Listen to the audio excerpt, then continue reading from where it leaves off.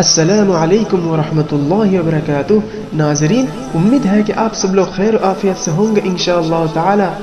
آج ہم قرآن پاک کی سورہ فیل یعنی جس سوروں میں خود اللہ تعالی نے اپنے گھر خانہ کعبہ بیت اللہ کو ایک بڑے لشکر کے ہاتھوں سے صرف پرندوں کے ذریعے سے حفاظت کرنے کی واقعہ بیان کی ہے، تو چلیے بھائیوں، دل تھام کر بیٹھیے اور پوری توجہ اور دھیان سے ویڈیو کے آخر تک دیکھیے۔ اور آپ سب تمام لوگوں سے گزارش ہے کہ جنہوں نے ابھی تک ہمارے چینل MD امین بن مغل لشکری چینل کو سبسکرائب نہیں کیا ہے، فوراً سبسکرائب کر لے اور سبسکرائب کے بغل میں بیل آئیکن کو دبا لے تاکہ ہمارے چینل میں اپلوڈ کیے ہوئے سارے ویڈیو کی نوٹیفیکیشن سب سے پہلے آپ تک پہنچے۔ تو چلیے شروع کرتے ہیں۔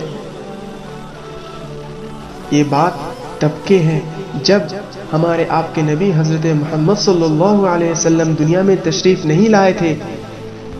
ہمارے پیارے نبی دو جہان کی بادشاہ آمینہ کے لال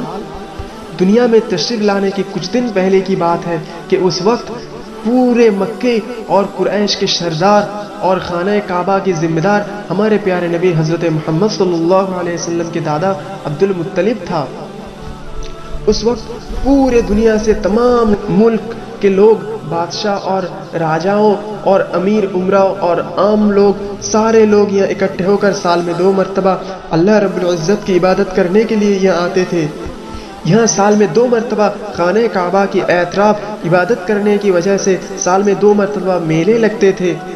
اور اس میلے میں پورے دنیا کے لوگ آ کر شرکت کرتے تھے اور یہاں آ کر خانہ کعبہ کی طواف کرتے تھے، اور اس کام کو وہ لوگ مقدس مان کر کرتے تھے۔ اس وقت صرف خانہ کعبہ کو پورے دنیا میں ایک اور اول مقدس اور پاکیزہ مانا جاتا تھا، اس لیے سارے دنیا کے بادشاہ، سلطان، امیر امراء، سردار اور عام آدمی اور عوام نیکی کی آرزو لے کر یہاں حاضر ہوتے تھے اور خانہ کعبہ کی طواف کرتے تھے، اور وہ لوگ خوش ہو کر مکے کے لوگوں کو بہت سارے تحفہ دیتے تھے، ہدیہ کرتے تھے، اور اس میلے کی وجہ سے مکے کی تجارتی فائدہ ہوتا تھا۔ تو اس وقت یمن کے ایک حاکم گورنر تھا جس کا نام تھا ابرہہ۔ وہ گورنر تھا، حاکم تھا یمن شامی حبشی نجاشی کی طرف سے۔ یہ وہ نجاشی نہیں تھا کہ جس کے پاس ہمارے آپ کے نبی حضرت محمد صلی اللہ علیہ وسلم کی صحابہ ہجرت کی تھی، بلکہ یہ وہ نجاشی تھا جس کا والد یمن کی کچھ حصہ فتح کیا ہوا تھا۔ ابرہہ نے دیکھا کہ لوگوں لاکھوں کی تعداد میں ہر سال شمال کی طرف جاتے تھے، تو ابرہہ نے پوچھا کہ تم کہاں جاتے ہو؟ وہ لوگ کہتے ہیں کہ ہم حج کرنے جاتے ہیں، ہم مکے جاتے ہیں، ہم وہاں کعبے کی طواف کے لیے جاتے ہیں۔ تو ابرہہ خود ایک مرتبہ مکے آئے اور دیکھا کہ لوگ لاکھوں کی تعداد میں یہاں اکٹھے ہو رہے ہیں، پوری دنیا کے لوگ آ رہے ہیں اور یہاں آ کر خانہ کعبہ کی طواف کر رہے ہیں۔ تو وہ دل و دل سوچتا ہے کہ اگر میں خانہ کعبہ کی طرح ایک اور عبادت گاہ اپنے ملک میں بنا لوں تو پورے دنیا کے لوگ میرے ملک میں آئیں گے، وہاں اکٹھے ہوں گے، اور اس کی وجہ سے ہمارے کاروباری اور تجارتی فائدہ ہوں گے، اور ساتھ ساتھ مجھے بہت سارے عزت بھی ملیں گے۔ وہ دل و دل حسد کرنے لگتے ہیں مکے کی لوگوں کی سہولیت اور عزت و احترام دیکھ کر، جو کہ مکے کے لوگوں کو اللہ رب العزت نے بخشی تھی خانہ کعبہ کی بدولت۔ وہ حیرت میں پڑ جاتا ہے کہ بغیر کسی بادشاہ کی اور بس ایک ہی سردار کی زیر اتنا بڑا پروگرام یہ لوگ کیسے سنبھالتے ہیں۔ تو پھر ابرہہ اپنے ملک لوٹتے ہیں اور وہاں جا کر اپنے ملک کے تمام ماہر کاریگروں سے ایک بہت ہی شاندار بڑھیا سا عبادت گاہ کلیسا بناتے ہیں، کیونکہ ابرہہ عیسائی تھا تو وہ کلیسا بنوائے ہیں، اور وہ اس گردا گھر کو مد نظر رکھتے ہوئے وہاں سال میں 1 دفعہ میلہ لگانے کی تاریخ مقرر کر دیتا ہے، اور اپنی فرضی عبادت گاہ کی شان میں جھوٹی من گڑھ کہانی بنا کر سارے ملکوں میں میلہ یا تقریب طے شدہ دن کا اعلان کر دیتے ہیں۔ اور میلے کے دن ابرہہ کیا دیکھتے ہیں کہ لوگ ہزاروں کی تعداد میں اکٹھے ہوئے ہیں، تو ابرہہ بہت خوش ہوتے ہیں، مگر آخر میں کیا دیکھتے ہیں کہ تجارتی کچھ فائدہ نہیں ہوا، ان کو کچھ ہدیہ تحفہ نہیں ملا۔ تو ابرہہ دل و دل سوچنے لگتا ہے کہ ہو سکتا ہے کہ اگلے سال اور زیادہ لوگ آئیں گے تو کچھ فائدے ہوں گے۔ مگر ابرہہ کیا دیکھتے ہیں کہ اگلے سال میلے میں پہلے سال کے مقابلے میں بہت کم لوگ حاضر ہوتے ہیں۔ اس کے بعد ابرہہ نے میلے میں لوگوں کی بھیڑ اکٹھے کرنے کے لیے، لوگوں کی بھیڑ زیادہ بڑھانے کے لیے ابرہہ کیا کرتے ہیں، بہت سارے منصوبے بناتے ہیں۔ ابرہہ بہت سارے پیسہ خرچ کرتے ہیں اور میلے میں آئے ہوئے لوگوں کے لیے شاندار رہنے کی جگہ مقرر کرتے ہیں، مفت میں کھانا کے اعلان کرتے ہیں، اور جو لوگ میلے میں آئیں گے ان کے لیے ہدیہ دینے کا بھی اعلان کر دیتے ہیں۔ مگر ابرہہ کیا دیکھتے ہیں کہ تیسرے سال لوگ اور بھی کم آتے ہیں، اور اس عبادت گاہ میں جتنے ملازم تھے وہ سب عبادت گاہ کو چھوڑ کر جانے لگتے ہیں، تو ابرہہ بڑے ہی مایوس ہو جاتے ہیں۔ ٹھیک اسی دوران ایک قریشی آدمی اپنی شناخت کو چھپاتے ہوئے ابرہہ سے ملاقات کرتے ہیں اور کہتے ہیں کہ مجھے اس عبادت گاہ کی ملازم اور خدمتگار کے لیے مقرر کیا جائے۔ تو ابرہہ اس سے پوچھتے ہیں کہ اس سے بدلے میں تم کیا لوگے، مطلب تنخواہ کتنا لوگے؟ تو وہ شخص کہتا ہے میں خالص رب کے لیے ایک کام کروں گا، میں کوئی تنخواہ نہیں لوں گا۔ اس کے بعد سن کر ابرہہ اس سے متاثر ہو جاتے ہیں اور اسے کام پہ رکھ لیتے ہیں، اور وہ شخص مسلسل روزانہ عبادت گاہ کی صفائی کرتے رہتے ہیں اور اس کے اندر موجود تمام بتوں کی بھی صفائی کرتے تھے۔ اسی طرح کچھ دن گزر جانے کے بعد وہ آدمی سب کا وشواس جیت لیتے ہیں، چنانچہ اسے عبادت گاہ کی پوری ذمہ داری اسے دے کر اس کے ہاتھ میں عبادت گاہ کی چابی دے دیے جاتے ہیں۔ اور پھر ایک رات موقع دیکھ کر وہ آدمی عبادت گاہ کی اندر داخل ہوتے ہیں اور تمام بتوں کو توڑ کر اس پر لگے ہوئے تمام زیورات، سونے، ہیرے، زیورات تمام لے لیتے ہیں، اور وہاں استنجا کر کر چاروں طرف پھیلا کر وہاں سے بھاگ جاتے ہیں۔ جب اگلے دن ابرہہ کو یہ بات پتا چلا تو وہ غصے سے لال ہو جاتا ہے اور پاگل ہو جاتا ہے اور کہتے ہیں کہ جاؤ فوراً اس ملازم کو پکڑ کر لاؤ، اسے ڈھونڈ کر میرے سامنے لاؤ۔ اور پھر پورے دن تمام ابرہہ کے سپاہیوں نے مل کر اس آدمی کو ڈھونڈتے ہیں، مگر دن کے آخر میں بالآخر اسے نہیں ڈھونڈا پایا جاتا ہے۔ اور پھر ابرہہ سوچتے ہیں کہ یہ تمام کام قریشی لوگ منصوبے بنا کر کی ہے تاکہ ابرہہ کی بت گھر کی اور اس کی کلیسا کی عزت کو گرایا جائے، اور اس لیے ابرہہ اپنے غصہ اور تکبر میں آ جاتے ہیں اور وہ اعلان کرتے ہیں، قسم کھاتے ہیں کہ میں خانہ کعبہ کو ڈھا دوں گا۔ اور ابرہہ اپنے سیناپتی اور سپاہیوں سمیت ہاتھی والا ایک بہت ہی بڑا لشکر فوج تیار کرتے ہیں خانہ کعبے کی ڈھانے کے لیے، اور مکے کی طرف اپنی فوج کے ساتھ چل پڑتے ہیں۔ ان لوگوں کی فوج میں ہاتھی بھی شامل تھی، کچھ مورخین کہتے ہیں کہ بہت سارا ہاتھی تھی، کچھ محدثین کہتے ہیں کہ نہیں بس 2-4 ہاتھی تھی، مگر اللہ تعالیٰ قرآن میں اعلان کرتا ہے کہ بس ایک ہی ہاتھی تھی، الفیل۔ اس لیے کہتے ہیں کہ ہاتھی والے ہیں اصحاب فیل، یعنی ہاتھی والے لوگ۔ تقریباً ابرہہ 1 لاکھ فوج کے ساتھ مکے کی طرف چڑھائی شروع کر دی تھی، جن میں کم سے کم 17,000 گھڑ سوار تھی، باقی کچھ لوگ پیدل تھی اور باقی ہاتھی پر سوار تھی۔ ویسے تو جزیرہ نما ملک عرب میں ہاتھی نہیں پایا جاتا تھا، کیونکہ ابرہہ نجاشی اور یمن سے حبشہ میں سے تھے، تو افریقہ میں ہاتھی پایا جاتا تھا، تو اس لیے اس کے پاس ہاتھی تھی اور وہ اسے جنگی تربیت بھی دے چکی تھی۔ ابرہہ مکہ جانے کے لیے ایک عرب دورہ رہنما رکھا تھا۔ انہوں نے مکہ المکرمہ کی طرف چڑھائی شروع کی۔ جب وہ مکہ کے قریب پہنچتے ہیں تو انہوں نے ایک قاصد بھیجتے ہیں کہ جاؤ اور مکے کی سردار اور قریش کی سردار کو خبر کرو کہ ہم لوگ ان سے لڑنے کے لیے نہیں آ رہے ہیں، ہم لوگ آئیں گے، بس ان کے مقدس گھر خانہ کعبہ کو ڈھائیں گے اور واپس چلے جائیں گے۔ تو جب یہ بات مکے میں پہنچی کہ ابرہہ بڑے ایک لشکر کے ساتھ مکے آ رہے ہیں، خانہ کعبہ کو ڈھانے کے لیے آ رہے ہیں، تو سارے مکے میں افراتفری پھیل گئی اور لوگ پریشان ہو گئے، لوگ ادھر سے ادھر بھاگنے لگے۔ اور جب یہ بات ہمارے آپ کے نبی حضرت محمد صلی اللہ علیہ وسلم کے دادا عبد المطلب تک پہنچایا گیا کہ ابرہہ یہ کرنے آ رہے ہیں، تو عبد المطلب کہتے ہیں ٹھیک ہے انہیں آنے دو۔ اور ابرہہ پورے فوج کے ساتھ ملک عرب مکے کی قریب پہنچ جاتے ہیں۔ مکے کی قریب پہنچتے ہیں تو انہوں نے عبد المطلب اور قریش کے تمام مال و مویشی اونٹوں کو قبضے میں لے لیتے ہیں۔ تقریباً عبد المطلب کی 200 سے زائد اونٹ اور کچھ مال و مویشی اور کچھ اور بھی جانور ابرہہ اپنے قبضے میں لے لیتے ہیں۔ اس سے ظاہر ہوتا ہے کہ ہمارے نبی پاک صلی اللہ علیہ وسلم کے دادا عبد المطلب مالدار تھے۔ تو جب یہ بات عبد المطلب کو پتہ چلا تو وہ ابرہہ کے پاس آئے